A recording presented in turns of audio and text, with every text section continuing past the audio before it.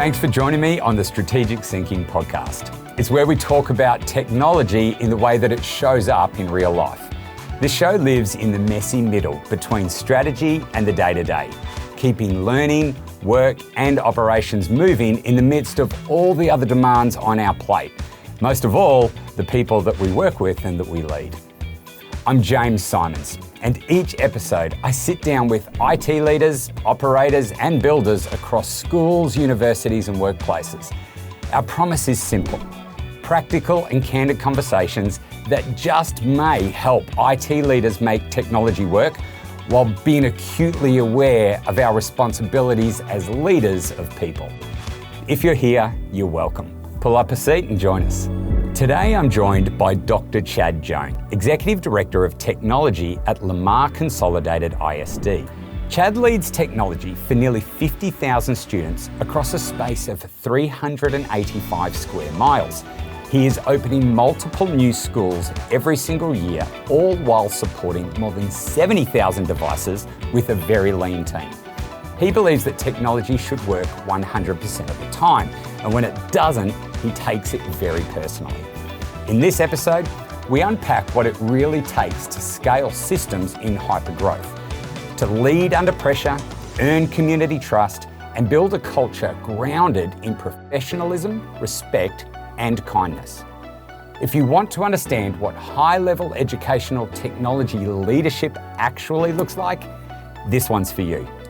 Well, we are here live as part of the TCEA 2026 live series in San Antonio, Texas. I am with Dr. Chad Jones here. I have been working with Chad a little bit over the last 6 months. We've had lots of conversations. He's kept me company as I've been driving across the country. Sometimes when my flights have been cancelled and I've had to rent a car, I'll call Chad and we'll talk ideas and innovation. And I've been wanting him to come onto the show so I can pick his brain and people can hear his story. So Chad, welcome to the show. Thanks, sir. It's great. Excited to be a part of it. Well, thank you. All right, so let's understand a little bit about Lamar as a school district, Lamar Consolidated ISD. It's no small district. Give us an idea of the size of students. So the district is 385 square miles. So geographically, it's very big. Wow. You could easily spend 45 minutes to an hour driving from one side to the other. So we're very big geographically, but then beyond that, we are the fastest growing district in the state of Texas. There's other districts that may say they are, but they're wrong. They're not. It's Lamar. It's definitely Lamar. We are just shy of 50,000 students. Next school year, we will be at 50,000 students. We average additions of about 2,000 students every single year. You know, to our north is a great school district, Katy ISD. To our east is a great school district, Fort Bend ISD. And we have a lot of families that see those great districts and they want to live in that area, and we're kind of the next circle inside of there. But then even beyond that, we are becoming a destination school district that people see Lamar CISD and say, they're doing great things there. I want my kids to attend schools in Lamar. It's just a great place. I've been in the district for 16, I think this is year 17, and I absolutely love it. It's a great place. So you've been around the district for a long time. I think you told me that the district was almost half the size 16 years ago. So it's nearly 5,000, nearly 50,000 students, you said. How many staff members are there in the school district? So now I think there's about over 7,000 staff members across the entire district now. Wow. Yeah. Right. And what's your responsibility when it comes to assisting their technology needs as well as the students? Sure. So my job, my team's job is, technology is a core part of every single day. For students, our staff, it doesn't really matter your job. Technology has to work. And so my team's job is to make sure it's working every day. The goal we have in Lamar is that every piece of technology works 100% of the time. That is the goal, 100% of the time. And then I assure you, it's not going to, because it's technology. Something's going to happen, but that is always our goal. And I coached my team I want us to be upset whenever it's not working, because that means somebody's not being able to be as effective. They're not being able to be as efficient as they could be. And so we need to be upset about that, and we need to react quickly to figure out how to get it back up to 100% as quickly as we can. And so that's my team's job, is make sure it's working all the time. And then beyond that, it's the next step of, okay, let's say we get to this place where it is working all the time. How can we make it better? And so that's the next step for my team that we're always continuously looking at and saying, how can we, this thing that works this way, sure, it gets the job done, but wow, what if we were able to make this a little bit easier for our staff? What if we were able to make it a little bit easier for our students and simplify those processes? And so that's the iterative, creative part of what we should be doing, is let's make sure it works. And then beyond that, how can we make it better so that everybody's able to do something else a little bit easier, something that, you know, maybe they didn't have time for before, but now because they have this solution, they're able to take advantage of that and gives them an hour back every week. And maybe that's an hour doing work in Lamar CISD, or maybe it's just an hour at home with their families where they're not having to sit at the office. So they can have that self-care, that home life that every educator desperately needs to be successful. So I guess that's my big picture of what we're looking for sure. Well, I just want to attest to the authenticity of what you just said. You said you want to be upset when it's not working well. And if you don't mind me saying this, and you can go as little or as large into this as you like, but when I came out and spent a couple hours with you just after the school year had started this year, there was something that was going on that wasn't working the way you wanted it. Like you said, you get upset if it's not working 100% of the time.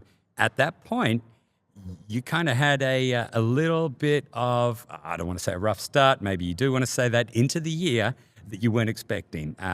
Talk me through that. What was that like for you? Because I could see that was personally affecting you, and you knew there was a lot of people who were relying on you and relying on the technology that they use to be working at a standard that from what you were telling me, it wasn't working out. So are you willing to share a little bit about that? Absolutely. And we still have problems today that it's not okay. Like it's not working the way it needs to be. We started off the school year, you know, everybody in the Windows environment is having to upgrade to Windows 11. Right. Windows 10 was, you know, is becoming obsolete. They're not giving you updates. It's a safety concern. So you've got to move up to Windows 11. Mm-hmm. And so we have a large fleet. We have across our entire environment, my team from the technician side, so this is a team of 20 people, is supporting over 70,000 devices. Wow.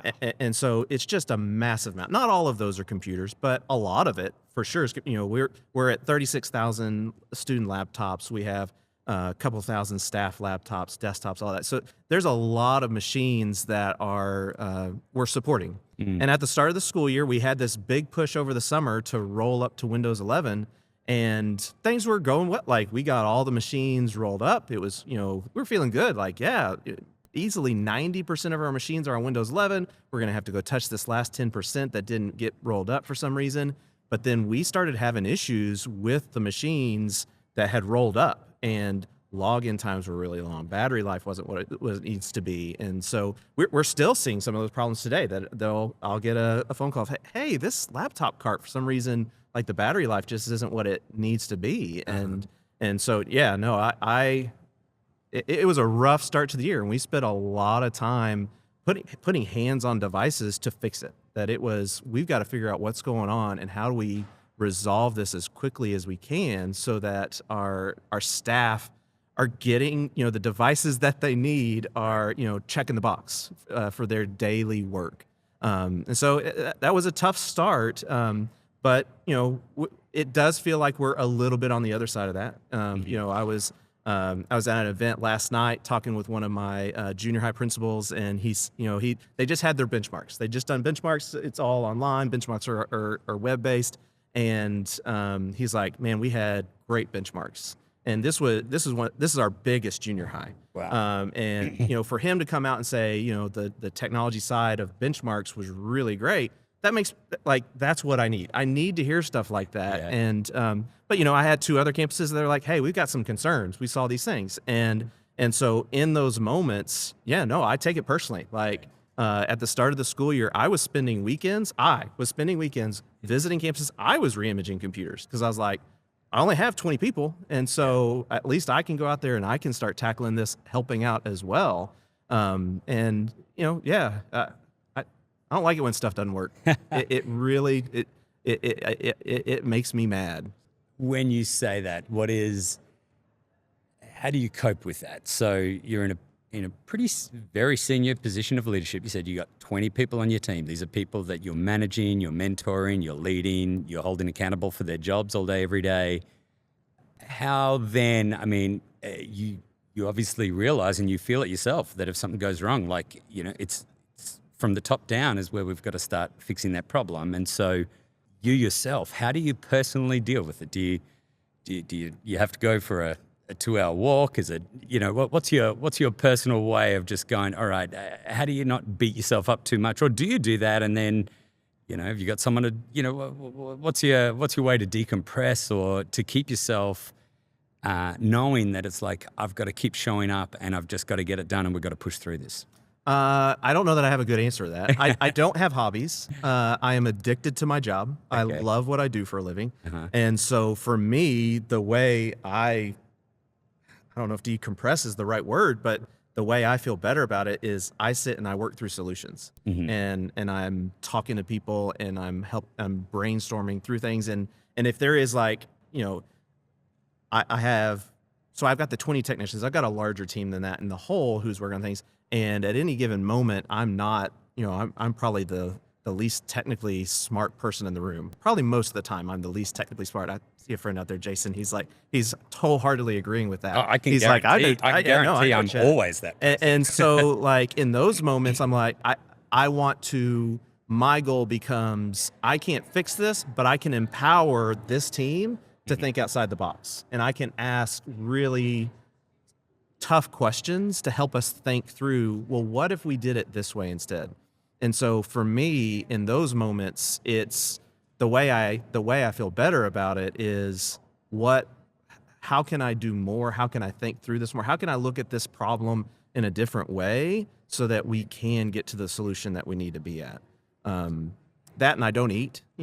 I lost 20 pounds at the start of the school year. It was fantastic. That's right. Because in those moments, I'm like, I hyper focus and everything else goes away. I don't think about anything. And so, it looked great. Some people can come to you for dietary and nutrition advice. Probably not the best. It's advice. Not healthy. No, it's not the best way to do it. But I looked great. I've gained it all back. So I guess things are better. Things are doing really well. They're doing a little bit better. Yeah. Oh, that's great to hear. And there must be a level of trust that your team then see in you, especially like you said, you were out there on weekends doing the re-imaging, doing that yourself. And I think that's not only is that something where you can at least feel that you're in control of something in those circumstances. Maybe that's part of what it is, but also too, did you notice what the response was from your team in knowing that you care so deeply about this, that you are out there doing that yourself? You're not,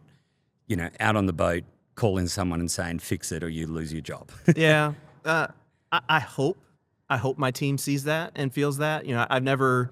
You'd have to ask them. You'd have to go talk to them about it. But I do know that my team. I hope they see me going out there and doing the work and trying to help in the ways that I can. My day to day can look like me sitting in front of a computer attending a lot of meetings. But at the same time, I hope they see that I'm not afraid to go do the everyday work. That I'm not afraid. To pick up the piece of trash that's on the ground. I'm not above any of this, that I can go out and I can help rewire a cart. If that's what needs to happen, I will go out there and rewire a cart. And I hope they see that. I hope, my hope is that they feel valued and respected and that they've got me there fighting to make sure everybody sees the work that they're doing.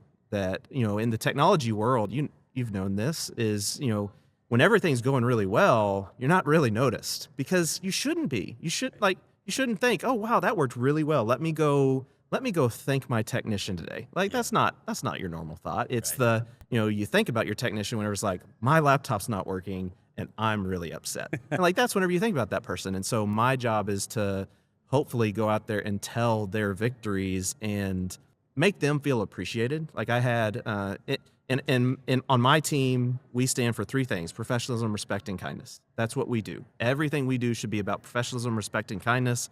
And we onboarded 2 new technicians this past week that they're starting with us. And it happened to be that while I was talking through, any good leader, they've got their solid spiel. And so I've got my spiel about professionalism,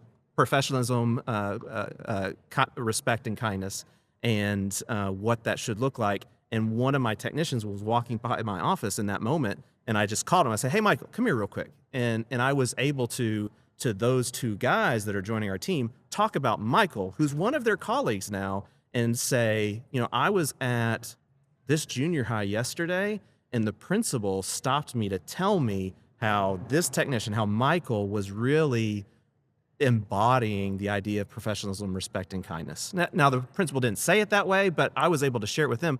And so, in those ways, whenever I'm out on campuses, I'm always asking, like, how's your technician doing? Anything you need? And whenever I hear the great comments, I almost always hear just incredible things. And then I want to make sure I'm going to see them after, shoot them an email just saying, "Hey, you're doing a great job, man. Like, your people really love you."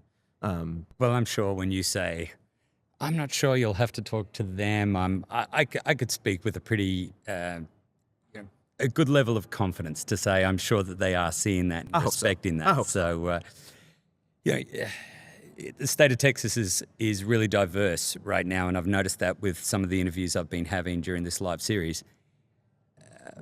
One district I spoke to, similar size to yours, very different situation where they're an inner city district and their population is shrinking, almost at the same rate that yours is growing. Now, I do understand some of the social and even political issues for that happening in the current climate. But it's everyone says, "Oh, growth or hypergrowth," it's a great problem to have. And you hear that in the tech world, in business world all the time, but that's not always the case.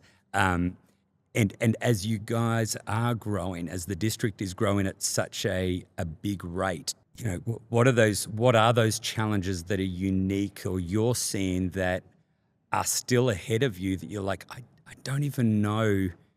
Even today, I don't know how we're going to solve all of them, given the rate that it is growing. And I know for you, it's a lot of people, as you said, they're moving outside the city into the more not rural, but the suburbs, the suburbs, right? And that's where you're seeing the growth from affordability. And as you said, you've even building a reputation for the district itself, which is increasing the growth. But with that does come a lot of issues, and especially, what if you're getting growth that is faster than the infrastructure? And I mean, is it throwing out demountable buildings? And but not only that is, how do you anticipate? Is it a whole lot of forward planning? Is it thinking on your feet and making decisions in real time and having to change that? What does that look like on a daily basis? Sure. So for our district, it is super exciting. This past summer, we opened a high school, a junior high, a middle school, 2 elementary schools, and a transportation center, all in one summer. And this summer, we will open up 2 elementary schools and a CTE center, which is kind of like a high school. And then the following summer, we will open a high school, a junior high, a middle school, 3 elementary schools. And so every single summer, we are opening like a 1A school district, it feels like a lot of buildings that are opening up. And we are blessed with a community that sees the leadership of our district, sees the track record that we've had as a district, and they have supported us with approving bonds. And so this past year, the community supported us in approving bonds for new schools, and then 2 technology items that we were approved for a 1-to-1 technology initiative. And then our technology refreshing the aging technology and getting new things out there. And so, it's amazing to have that support from your community. On the other side, that is, that's something that we have to make sure we're maintaining and showing them that we respect and value that trust that they put in us, and that we want to earn it every single day so that they know, yeah, my tax dollars are going to the right thing. They're doing the right things with these decisions. And then beyond that, it's okay, so what systems can we have in place? So we have a friend of mine, Dr. Maxwell. He is the executive director of enrollment management. And so his job is to monitor where are all the families coming in the district? Where are they moving in? What schools are getting close to their max capacity? Because that happens, that buildings can only hold so many kids. Yeah. And then at some point you have to decide, okay, what are we going to do? Because we can't safely enroll more kids here. And so we have to look at problems like that. And so that's what his team does. And then for my team, it's going through and, what systems are we putting in place to ensure that we can effectively, open 6 campuses that, I've got the number somewhere, but it was something like over 1,000 computers, 1,000 peripherals, 1,000 laptops, or I think it's 3,000 peripherals, just a massive amount of devices that we rolled out in one summer just for opening campuses. That's not even refreshing old technology. That was just new campuses. And so it's thinking through, and the thing that I tell my team is we can't do things the same way. That what worked 5 years ago, it cannot work now because we never opened 6 schools before. So you can't do what you did whenever you opened one school 5 years ago. You got to look at it different. And so even after we had a very successful summer from the opening campuses perspective. It was great. We had things we had to learn. We had things we had to, think through of how would we do it different. And that's what we're doing right now. We're talking through different partners to say, hey, we want to do this a little bit differently. How can y'all help us be more efficient in this? And it's just, it's always thinking through how can we make it better, because it's going to keep getting harder and harder, that there's always going to be more to do. And, I have an amazing team, an amazing staff, but, it's not, and nobody's twiddling their thumbs because they got no work to do. We're already super busy, and then there's still more work to do. And so how do we do it different so that we can be more effective in everything we do every single day? Get things done faster, get things done smarter, just do it different. Do you find the communication of that to be difficult? I look at your position and I know that you have stakeholders on every side of you, right? You've got, right up to a superintendent and a board, and then you've got teachers and staff at all of these, and students, like at all of these campuses, and everyone has different needs or different expectations on you because everyone wants things to work in a separate way or in a different way. And there's also these goals that the district has, and not even just that they're aspirational goals, that it's growing. They've got to do certain things to sustain this growth. But you've got a lot of people from different sides all around you with different needs and requirements and asks. How do you balance that it's not like the same group of stakeholders all day, every day. You've got everything coming at you from all sides, and there's a lot. You're talking, like you said, nearly 7,000 staff, nearly 50,000 students. The amount of departments within that is outrageous. So how do you kind of stay on top of all of that and keep everybody happy, or do you just accept I can't? Well, the answer can't be I can't. Because that's not okay. You've got to figure out systems of how you stay on top of it, because that's my job. Like if I'm not figuring out ways to solve the problem, I'm letting down a 6-year-old, and like that's not okay. I can't let down have you seen a 6-year-old? They're super cute. Like they've done nothing wrong. Like I've got to make sure I'm doing everything I can for that kid.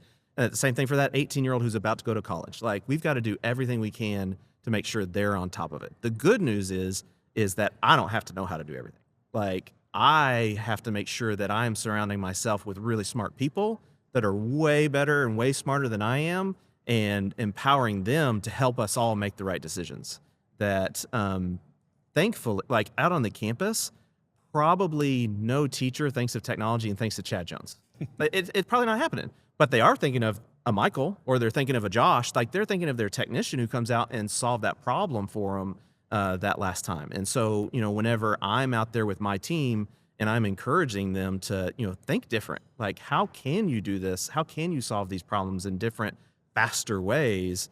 That's where I hope the teachers then see, oh, yeah, I see how they're trying to do things different to help things better for us. Now, from a leadership perspective, absolutely. Like I'm blessed, I think, with adult ADD. And so I can get distracted real quick. And at the same time of that, I think I can hyper focus on things, so I can learn stuff really fast. I have a great memory. I can memorize, learn things quickly and easily. And so I can walk into a room, and I think a lot of leaders in the CTO, executive director seat, like they all deal with the trouble of, I have to walk in a room and I have to be an expert in this topic. And then I'm going to go to my next meeting in half an hour. There's not going to be any break between. In half an hour, this meeting is going to be over. I'm going to walk into this meeting, and I'm going to now be an expert in this completely different topic that has nothing to do with that other topic, and is maybe not even in the same subset. But I'm now the expert in the room that everybody expects me to know the right answer in that moment. Wow. And so, it's fun. Like, It's a lot of pressure. I'm a naturally curious person. And so I want to know, well, how does this work this way? Why do we do it that way? Well, how can we do it different? How can we do it? That is a part of who I am, just naturally as a person. And so for me, sometimes it is tiring. Like you get to the end like sometimes I get to some Fridays and I'm like, man, it is 3:00 and I feel every bit of 3:00 on this Friday, because it's been a week of a lot of stuff. But I got to help make a bus driver's day a little bit better. I hopefully, was able to help my team more effectively support the finance team. I visited 3 campuses and heard what the different issues that they're having on those campuses and what different victories they're having on those campuses, so I can come back to my team and coach them through some next steps. And so it's just really fulfilling to be able to walk into those different steps and see how, or those different seats, I guess, sit in those different seats and see how can we make a difference for that person in that meeting, and what homework do you need to do ahead of time to make sure you're ready for it? Do you beat yourself up when you don't know the answers? Are you kind to yourself? Probably not. No, probably not. Right. Are you comfortable? Are you comfortable saying, I don't know, but I can find that out? I am very comfortable with that. Right. Absolutely. I am very comfortable with saying that is a great question. I have no idea what the answer to that is. Let me investigate that for you. Right. And so, yeah, I'm good at that. I mean, that's very freeing, right? Yeah, Like, absolutely. It's not putting that pressure on yourself to be the expert all the time. And I think the way you develop that skill and the comfort in that is being able to follow up with, hey, I said I don't know the answer to this, and I did come back. And so here is the additional information you needed. That gives you the confidence of the room, of people in the room saying, oh, well, whenever Chad says he's going to get back with you, he really is going to get back with you. Like, he's going to go do that homework to figure out that answer. So absolutely, I'm good with that. One of the things you're known for is your big ideas. And well, that's the privilege I had of meeting you. I don't know if that's true. Well, no, I think it is. Like, this is how I got to know you, right? Like you imagined up a piece of technology that didn't exist, and you talked to our very good friend Mike LaRocco at CDW, and he said, hey, you might want to have a chat to James, and that started a 6-month conversation between us. I could tell when I spoke to you, it's like you can see something, even if it doesn't exist. You can see that there's got to be a better way. And, the DNA of our company was my dad 25 years ago, probably 27 years ago now. He was a school teacher, and he got frustrated with computers being stolen from his classrooms. And he was just like, there's got to be a better way. Like, I keep coming into my class, the windows are smashed, the computers are stolen, I can't teach. This is back when these big desktops were sitting on the desk. But it was this mindset of there has to be a better way. And that's where I think what I've seen of you is you've thought through solutions. There's got to be something better than what is happening now. And then you go and you speak to people like Mike and others to go, who's doing this? Who's solving this? And if not, tell them to go and damn do it. Is that something that's really exciting for you? I mean, I've definitely seen that energy. How does that how does that look even for the years that you've been with the district? Where has there been an example of something that you've seen not working well, that almost people have just gotten used to inefficiencies, and you've worked on something either with someone or you've gone to source something to solve that and change that and make life easier? Have you got an example of, I'm putting you on the spot, I appreciate this, but can you think of anything where you implemented a change because you were just so sick of seeing something work inefficiently? I'll give you. I actually do have a really good example of that, and you're going to hear it, and you're going to think, well, that's not a very good idea, Chad. That's what everybody does now, but 15 years ago, this wasn't the norm, and so I started in the district 16, 17 years ago, and my very first big project was rolling out our new student information system. So we, as a district, had never had a district-wide SIS that does grades, attendance, discipline, enrollment, all of the things all in one package. And so I was tasked with, all right, roll it out to everybody. And at that time, we were a much smaller district, but we still had, we're still 20,000 students, something like that. We weren't tiny by any means. And I had a team of myself and one other person. That was it. We had to roll out the student information system. We had to train all, let's say we had 1,500 teachers, all of the office administrative staff, all the attendance clerks, all the principals, all the assistant principals. We had to train all of these people on how to use this tool. And as a reminder, I had two people. It was myself and one other person. And so at the time, it was, okay, what we're going to do is we are going to build a training studio in our building. And so we took this room that really wasn't being used, and we put my friend Chris, he helped me with, we put a blue screen in the backup behind it. And we had a big old camera that we put on there, a microphone set up, and we had all the the same things we got here. And we established our little training studio right there. And it was, the team from our SIS would come in and they would train us on how to do this thing. And it was okay. Normally they would roll out and they say, okay, now we got to schedule all of these trainings for all of your teachers to come in, all of your front office staff. And they're like, no, that's not going to work, because all those people are going to move on at some point. And then how do I sustain this moving forward? And so I said, we're going to do videos. And so we would sit through a full day of training with our rep from the company. And then I would hire him for a second day, and his job was to sit in the room, the training studio with us, and I would, or the person that was working with me at the time, we would record a 2 to 3 minute video that explained just 3 minutes of that concept. And then it was, all right, we got it. Nailed. Ed, did we do it right? Ed, we were like, yeah, you got it right. It's perfect. And then we were like, okay, well, let's do the next one. Over the course of that 6 months or so, in prep for the start of that next school year, we filmed, I think, 300 videos on our student information system. And on the first day of school, every teacher in Lamar CISD only needed to watch 8 minutes of video. That's it. That's all they needed to know, is on the first day of school, watch this 8 minutes. Before the progress report period, I need you to watch 23 minutes of video. And then before the end of the 6 weeks, you need to watch this remaining 30 minutes of video. So in the first 6 weeks of school, you need to watch this total 1 hour of material, and you're good to go now for the rest of the school. You've learned everything you need to do, but I didn't have to pull you in for face-to-face training. One of the things I hate, I didn't love about those types of trainings is you get shown how to do your grades, but you don't have any grades to enter. So you don't have anything to practice with. You don't have anything that you can do to cement that skill. And by having these videos, my teachers could go back and watch those videos anytime they needed a refresher on how to enter their progress report grades. Right. My attendance clerk could go watch this video of how do I mass mark kids as present because they're out on a field trip. And, they got marked absent because they're not in class, but they're on a field trip, so they're really here. And they're able to watch a 3-minute video for that. And 15 years later, people still watch all those videos. They still exist in Lamar CISD. They are still the go-to of how do you do things inside of Skyward. And at the time, now you're hearing this and you're like, well, Chad, everybody does these videos. But 15 years ago, nobody was doing videos like this. And I got so good, I actually had a little 10-key pad that I would keep at the studio. I could walk in there by myself and I could hit the number 1 on the keypad would we programmed it so that would start the recording.